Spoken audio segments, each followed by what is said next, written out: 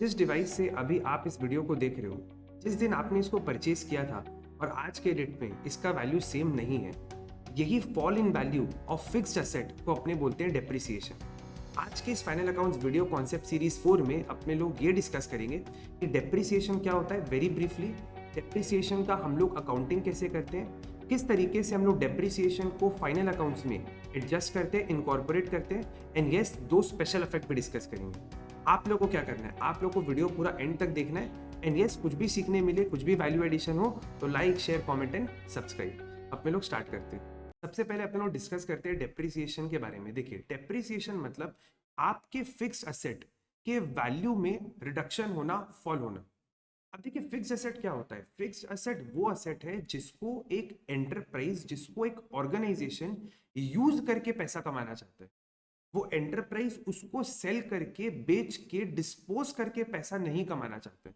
जैसे मान लीजिए किसी ऑर्गेनाइजेशन का प्लांट, मशीन, ये सब क्या है, ये वो आइटम है जिनको एक एंटरप्राइज यूज करके पैसा कमाना चाहते हैं। इसी आइटम में जब रिडक्शन होता है, जब इसके वैल्यू में रिडक्शन होता है, जब इसके यूटिलिटी में रिडक्शन होता है, उसी कॉन्सेप्ट को हम लोग बोलते हैं डेप्रिसिएशन। अब ये डेप्रिसिएशन बहुत कारण से हो सकते हैं। जैसे मान लीजिए अगर आप अपने प्लांट को, फर्नीचर को, असेट्स को यूज करो, तो यूज करने के कारण भी डे बाय डे उनका वियर होता है, टीयर होता है, और उनके वैल्यू में रिडक्शन आता है। एक और प्रोमिनेंट रीजन हो सकता है आपके असेट का ऑब्सोलेट हो जाना, आपके असेट का आउटडेटेड हो जाना। अगर आपके मशीन के कंपैरिजन में मार्केट में कोई और बेटर प्रोडक्ट आ चुका है, कोई बेटर मशीन आ चुका है, तो आपका जो मशीन है वो कंपैरेटिवली आउटडेटेड हो जाता है, और इसके कारण भी आपके असेट के वैल्यू में, आपके मशीन के वैल्यू में रिडक्शन आता है। इसी कॉन्सेप्ट को हम लोग बोलते हैं डेप्रिसिएशन। देखिए, डेप्रिसिएशन एक इनडायरेक्ट एक्सपेंस है। अब इनडायरेक्ट एक्सपेंस को समझने के लिए आपको सबसे पहले डायरेक्ट एक्सपेंस को समझना पड़ेगा। डायरेक्ट एक्सपेंसेस हम लोग उन खर्चों को बोलते हैं जो गुड्स को मैन्युफैक्चर करने तक इनकर किया जाता है, up till goods are manufactured.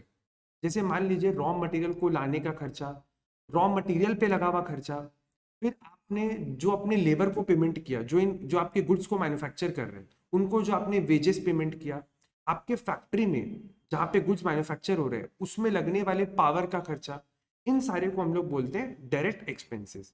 इनके अलावा भी एक ऑर्गेनाइजेशन में बहुत सारा एक्सपेंसेस इनकर किया जाता है, उन खर्चों को हम लोग बोलते हैं इनडायरेक्ट एक्सपेंस। तो डेप्रिसिएशन हो गया आपका इनडायरेक्ट एक्सपेंस। नेक्स्ट, डेप्रिसिएशन एक नॉन कैश एक्सपेंस है, यानी कि एक ऐसा एक्सपेंस है जिसका आपको कोई पेमेंट नहीं करना, आपके हाथ से कोई पैसा नहीं जाएगा जब भी आप डेप्रिसिएशन को इनकर करोगे। जब भी आपके असेट के वैल्यू में कोई भी रिडक्शन आएगा, कोई भी फॉल आएगा, आपको उस एक्सपेंस का कोई पेमेंट नहीं करना, आपके पॉकेट से कोई पैसा नहीं निकलने वाले। इसी को हम लोग बोलते हैं नॉन कैश एक्सपेंस। अब हम लोग बात करते हैं डेप्रिसिएशन के अकाउंटिंग के बारे में। तो देखिए, ध्यान से समझिएगा। मान लेते हैं 1 अप्रैल को आपने एक असेट को परचेज किया। अब जिस दिन आप अपने असेट को परचेज करते हो, आप उस दिन क्या अकाउंटिंग करते हो, आप लोग सोच के देखो, आप लोग क्या अकाउंटिंग करोगे। तो दी अकाउंटिंग विल बी, मान लेते हैं हम लोगों ने 1 लाख रुपए का मशीन खरीदा, तो मशीन अकाउंट डेबिट। और मान लेते हैं हम लोगों ने कैश देके पूरा मशीन खरीदा, तो machine account debit to cash account, say for example 10,000 rupees. अब ऐसा पता चलता है कि ईयर एंड में, पूरा ईयर में आपने इस मशीन को यूज किया और इस असेट का वैल्यू 10% से कम हो गया, इस असेट का वैल्यू 10% से कम हो गया। अब आप सोच के देखो, ईयर एंड में, दैट इज ऑन 31 मार्च 2022, क्या अभी भी आपको अपने असेट को 10,000 पे दिखाना चाहिए? The answer is no. Sir, ये असेट 10,000 का बचा ही नहीं है, इसका वैल्यू 10% यानी 1,000 रुपीज से कम हो चुका है। यानी कि आपको अपने मशीन के वैल्यू को कम करना पड़ेगा, मशीन को आपको 9,000 रुपीज पे शो करना पड़ेगा। तो आप क्या करोगे, मशीन को कम कर दोगे। अब मशीन जब आपने खरीदा था तो आपने डेबिट किया था, वैल्यू कम होगा तो आपको उसको क्रेडिट करना पड़ेगा। तो टू मशीन अकाउंट, कितने से कम करना है सर? 9,000 का दिखाना है, मतलब कम कितने से करना है? 1,000 रुपीज से, तो मशीन 1,000। अब ये जो वैल्यू कम हो रहा है, ये क्यों हो रहा है सर? डिप्रिसिएशन के कारण। और डिप्रिसिएशन क्या है? एक एक्सपेंस है, और एक्सपेंस को हम लोग हमेशा डेबिट करते हैं। तो डेप्रिसिएशन अकाउंट डेबिट, आपको अपने डेप्रिसिएशन अकाउंट को डेबिट करना पड़ेगा विथ ₹1000 एंड मशीन को क्रेडिट करना पड़ेगा ₹1000। अब आप एक बात समझ के देखो कि क्योंकि ये एक इनडायरेक्ट एक्सपेंस है, क्योंकि एक इनडायरेक्ट एक्सपेंस है तो ये कहाँ जाना चाहिए सर? ट्रेडिंग में तो जाएगा नहीं, तो ये जाएगा आपके प्रॉफिट एंड लॉस अकाउंट में। ये जो मशीन है, देखिए नॉर्मली मशीन कहाँ दिखता है? मशीन असेट है तो आपके बैलेंस शीट में दिखेगा। तो इसका दो एडजस्टमेंट आपको करना पड़ेगा।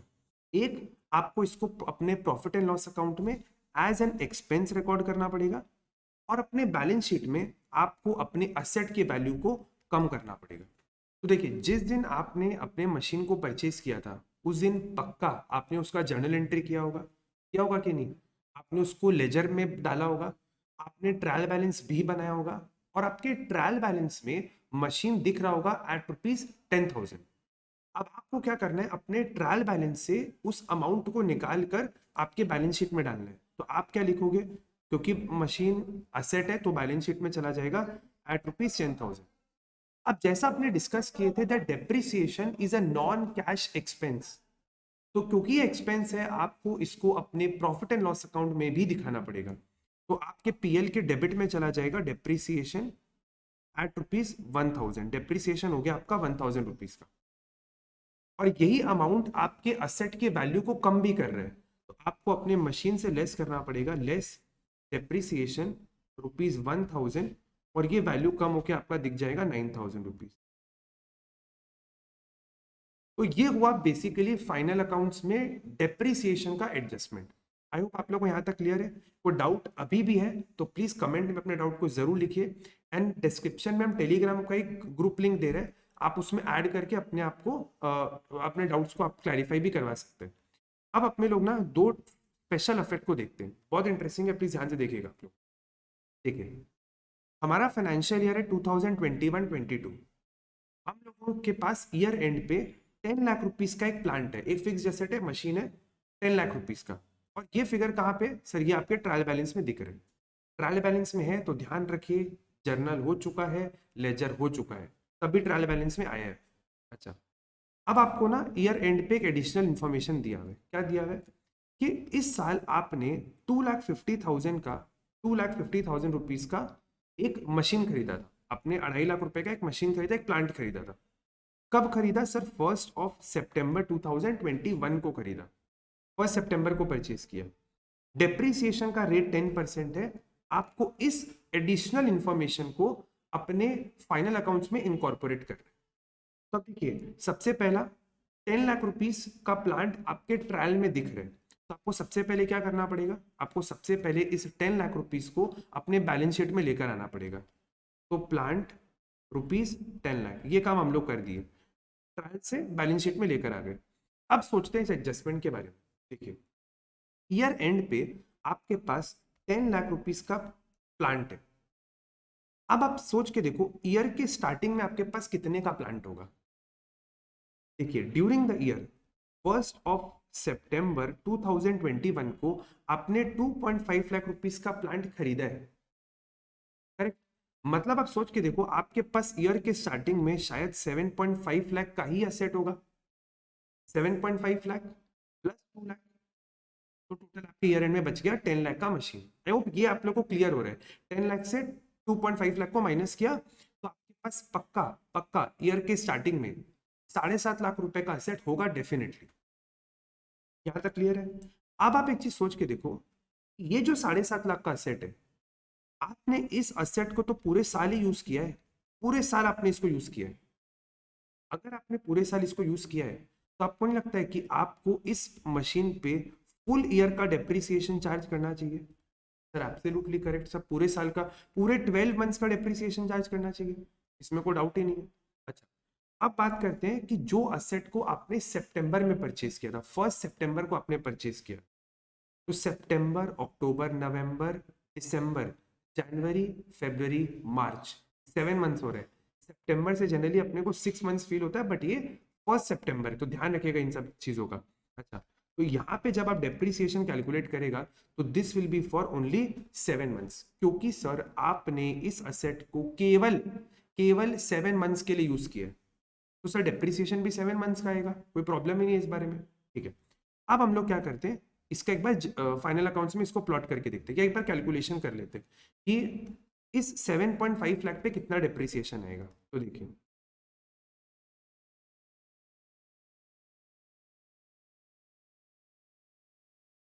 डेप्रिसिएशन, ये जो 7.5 लाख का असेट है, इस पे डेप्रिसिएशन का रेट है 10% और आपने इसको 12 मंथ्स के लिए यूज किया है, तो ये तो ठीक है, हो गया। प्लस आपके पास जो रिमेनिंग 2.5 लाख का असेट है, उस पे भी 10% का डेप्रिसिएशन आएगा, बट इंटू 7/12 आपको करना पड़ेगा, क्योंकि आप इसको केवल 7 मंथ्स के लिए यूज कर रहे हो। तो ये तो ठीक है, वेरी इजीली 75,000 रुपीज आ जाएगा। ये वाला कैलकुलेट कर लेते हैं। तो 2,50,000 इंटू 10% इंटू 7 डिवाइड बाई 12, तो ये आपका आ रहा है 2,50,000 इंटू 10% इंटू 7 डिवाइड बाई 12। आपका आंसर कुछ पॉइंट में आ रहा है, द अमाउंट इज 14,583। ठीक है, वॉट एवर जो भी अमाउंट आ रहा है, टोटल इसको हम लोग ऐड कर लेते हैं, 75 प्लस 14,583, टोटल आपका डेप्रिसिएशन आ रहा है 89,583। क्लियर है यहाँ तक? अच्छा, अब इसको अपने फाइनल अकाउंट्स में प्लॉट कैसे करेंगे? तो देखिए 10 लाख रुपए का प्लान तो हमारे पास आपके बैलेंस शीट में दिख ही रहा है, जो हम लोग ट्रायल से लेकर आए। अब आपका क्योंकि डेप्रिसिएशन खर्चा है, आपको लिखना पड़ेगा डेप्रिसिएशन जो आपने कैलकुलेट किए 89,583, और आपको अपने प्लांट को भी इतने ही पैसे से, इतने रुपए से आपको इसको कम करना पड़ेगा, लेस डेप्रिसिएशन 89,583। इसको आप 10 लाख रुपए से लेस कर दो, तो आपको आपके प्लांट का वैल्यू मिल जाएगा। 10 लाख रुपीज से माइनस करोगे तो 910417 का आपका प्लांट का वैल्यू बचेगा। आई होप आप लोग को क्लियर है, कोई दिक्कत नहीं होना चाहिए। वापस बोल रहा है, कोई भी अगर डाउट हो तो प्लीज कमेंट में जरूर लिखिएगा। ठीक है, एक और स्पेशल इफेक्ट है अपने पास, वो भी अपने लोग डिस्कस करते हैं। देखिए स्पेशल इफेक्ट 2 में अपने को क्या बोला है, सेम फाइनेंशियल ईयर आपका 21-22 है। ठीक है, आपके ट्रायल बैलेंस में परचेज दिख रहा है, जो आपने गुड्स का परचेज कर रखा है, परचेज हमेशा ये गुड्स का ही है। ठीक है ना, आपने 10 लाख रुपए का परचेज कर रखा है और आपके पास मशीन है 5 लाख रुपीज का। अब देखिए एक बात क्लियर होना चाहिए आपको कि ट्रायल बैलेंस ये पक्का ईयर एंड का ही, स्टार्टिंग का नहीं दिया होगा आपको। ये ट्रायल बैलेंस आपको 31 मार्च 2022 ईयर एंड का ही आपको दिया हुआ होगा। ठीक है, क्योंकि ऑब्वियसली ईयर के स्टार्टिंग में थोड़ी ना ट्रायल बैलेंस बनेगा, ईयर के एंड में ही ट्रायल बैलेंस बनेगा। और आपको कुछ इन्फॉर्मेशन भी दिया है कि जो परचेज है ना 10 लाख रुपए का, इसके अंदर इंक्लूड्स अ मशीन वर्थ ₹1,00,000। सिर्फ परचेज में मशीन को डाल रखा है। परचेज में थोड़ी ना हम लोग मशीन को रिकॉर्ड करते हैं, हम लोग तो मशीन को अलग से रिकॉर्ड करते हैं। और ये जो आपने परचेज किया था ना, ये आपने 31 मार्च को परचेज किया था। अब देखिए ये ना रेक्टिफिकेशन ऑफ एरर का ही एक इम्पैक्ट है फाइनल अकाउंट्स में। इसको देखिए समझने के लिए आप कैसे सोच सकते हो कि आपको बेसिकली क्या करना पड़ेगा। लॉन्ग स्टोरी शॉर्ट, सिंपल, आपको अपने परचेज से उस मशीन को निकाल के इस मशीन के अंदर डालना पड़ेगा। सिंपल। अब अगर आपको इसको और डिटेल में समझना है तो आप सोचो कि जब आपने मशीन को परचेज किया तो करेक्ट एंट्री क्या होना चाहिए था, रॉन्ग एंट्री आपने क्या कर रखा है, और आपको इसको रेक्टिफाई कैसे करना है। ये 3 चीज सोच के आप और क्लियरली सोच सकते हैं। रॉन्ग एंट्री आपने क्या कर रखा है और रेक्टिफाइंग एंट्री क्या होना चाहिए। तो करेक्ट एंट्री क्या होना चाहिए था, सर अगर मशीन खरीदे हैं तो मशीन का एंट्री तो ये होना चाहिए था ना, machine account debit to bank account. ये एंट्री होना चाहिए था, एक सेकेंड, हाँ ये एंट्री होना चाहिए था एट ₹1,00,000। आपने रॉन्ग क्या कर दिया, आपने उसको परचेज रिकॉर्ड कर लिया, आपने उसको रिकॉर्ड कर दिया परचेज टू बैंक अकाउंट ₹1,00,000। अब ठीक करने के लिए क्या करना होगा, परचेज से निकालो, परचेज को कम करो, तो टू परचेज, और उसको मशीन में डाल दो, तो मशीन को डेबिट कर दो। मतलब आपको क्या करना है, आपको अपने परचेज को कम करना है, मशीन को ठीक करना है। ये हो गया पहला एडजस्टमेंट। सेकेंड हो गया आपको इस पे डेप्रिसिएशन भी चार्ज करना है। अब आप वापस अगर एक टाइमलाइन बना के सोचो, तो मान लो ये आपका एक, सॉरी वेरी सॉरी, ये रहा आपका एक टाइमलाइन। ईयर के स्टार्टिंग में आपके पास कितने का असेट होगा, आप सोच के देखो। क्वेश्चन में बोल रहा है कि ईयर में आपके पास 5 लाख रुपए का असेट है, but before making this adjustment, ये जो हमने एडजस्टमेंट अभी किया, इस एडजस्टमेंट को करने से पहले आपको ट्रायल बैलेंस दिया। मतलब अभी तक इस 5 लाख में, अभी तक इस 5 लाख में वो 1 लाख रुपए का मशीन एडेड नहीं है। तो अब आप एक चीज सोच के देखो, आपके पास मतलब ईयर के स्टार्टिंग में भी तो 5 लाख का ही एसेट होगा, क्योंकि ये जो भी हुआ है ये पहले तो ईयर एंड पे हुआ है। आप डेट चेक कर लो, ईयर एंड पे आपने खरीदा और खरीद के इसको मशीन में रिकॉर्ड ही नहीं किया था। ये तो हम लोग अभी इसको ठीक कर रहे हैं। मतलब ये जो मशीन आपको 5 लाख का दिख रहा है, ये इस 1 लाख को बिना इंक्लूड किए है। मतलब एक्चुअली में आपके पास ईयर एंड पे कितने का एसेट होना चाहिए सर? 6 लाख रुपए का। क्लियर? अब आप बताओ इस 5 लाख को आपने कितने टाइम के लिए यूज किया? सर इस 5 लाख को ना पूरा पूरा 12 मंथ्स हम लोगों ने यूज किया। और सर इस 1 लाख को, सर इस 1 लाख को तो यूज ही नहीं किया। ईयर के लास्ट डे पे खरीदा और ईयर एंड हो गया, तो इसको हम लोगों ने यूज ही नहीं किया। तो सर इस 1 लाख पे तो डिप्रिसिएशन का क्वेश्चन ही नहीं उठता है। ईयर एंड पे खरीदोगे तो कुछ घंटों का क्या डिप्रिसिएशन, नो डिप्रिसिएशन। लेकिन 5 लाख पे डिप्रिसिएशन आएगा। सर कितना आएगा? वही 5 लाख पे 12%। That's all. यही आपका डिप्रिसिएशन है। तो 5 लाख पे 12% कितना होता है? 60,000। 60,000 इज योर डिप्रिसिएशन। अब अपने लोग एक काम करते हैं, इसको अपने फाइनल अकाउंट्स में प्लॉट करते हैं। देखिए अपने पास ट्रायल में दो अमाउंट है, परचेज 10 लाख और मशीन 5 लाख। तो देखिए ये रहा आपका फाइनल अकाउंट। इस बार अपने ट्रेडिंग भी ले लिए, क्योंकि परचेज आपके पक्का ट्रेडिंग में रिकॉर्डेड होगा एट ₹10 लाख। ये हम लोग ट्रायल से लेकर आ गए। और आपके बैलेंस शीट में भी मशीन दिख रहा होगा एट ₹5 लाख। हो गया ये भी आपका। अब आपको क्या करना पड़ेगा, आपको अपने परचेज से 1 लाख रुपए निकाल के मशीन में डालना है। तो आप क्या लिख दो? Less machine. इससे आप 1 लाख रुपए निकाल लो। तो आपका परचेज कितने पे आ जाएगा? आपका परचेज आ जाएगा एट ₹9 लाख। और इस परचेज को आप अपने मशीन में ऐड कर दो। Add purchase during the year ₹1 lakh. तो आपके पास मशीन कितने का हो गया? आपके पास मशीन हो गया 6 लाख रुपए। लेकिन सर अभी एडजस्टमेंट खत्म नहीं हुआ है। अभी एडजस्टमेंट खत्म नहीं हुआ है क्योंकि आपको यहाँ पर डेप्रिसिएशन का भी एडजस्टमेंट करना पड़ेगा। ठीक है?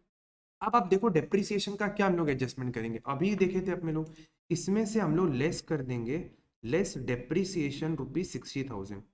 तो 6 लाख में से 60,000 आप लेस करो, आपके बैलेंस शीट में असेट दिखना चाहिए एट ₹5,40,000।